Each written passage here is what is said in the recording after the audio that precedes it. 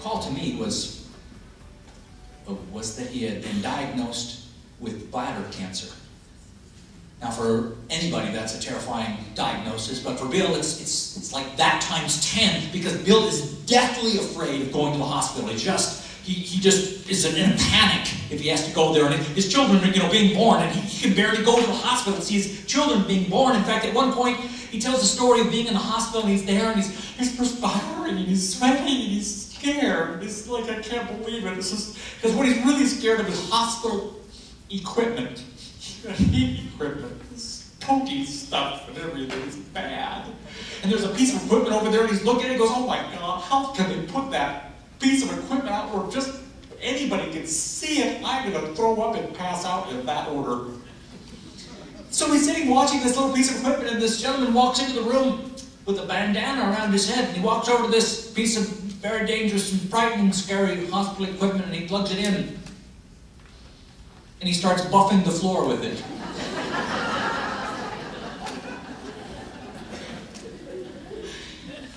But that's the point. The reality of a thing is not the think of a thing. The reality of a thing is the feel of a thing. For Bill, it didn't really matter. So his doctor understood this absolute phobia Bill had of going to the hospital, and that he was going to have to be going quite often now. And so they prescribed Xanax for him. Bill said, chemotherapy, Xanax, good. In fact, he said the bad thing was that his family gave him an iPod with 50s tunes on it. And so he would take his Xanax and he would go in, and they had to put him in a separate room for his chemotherapy because he liked to sing along with his 50s tunes. But his doctor knew that's the most and best important thing that he could do, is he's got to feed his emotions. Got to feed his emotions to help his body heal itself. I knew how important that was to him, and I also knew how the community, they cared so much for him, so I thought, well, I got to make fun of this. I got to help him laugh, because Bill absolutely loved to laugh every day. It was maybe the highest priority in every single day. And even through the entire duration of his chemotherapy, that was his focus in every conversation he had. So I had his Letterman jacket made up, and I put the Xanax logo on it. I like it. There we go. Yeah. Now, I thought, well, that's a fun idea, but most people would just leave it there.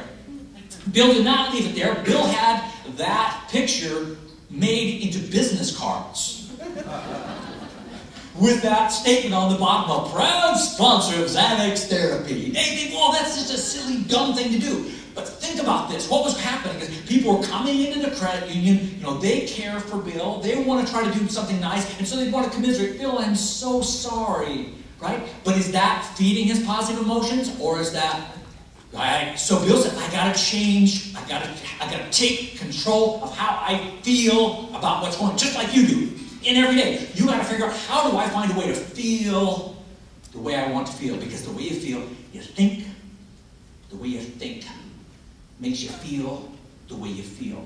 Bill said, I gotta take control of that. So he had the business cards made up, so people would come up to commiserate with him, and instead he'd go like, what? Look at that card right there. And so then what would they begin to talk about? They begin to laugh and encourage and believe in the possibilities, and not live based on fear. Because so many people in so many days, we just live on fear because that's our view of the world. Bill changed the view of his world, and therefore changed the view of the world all around him.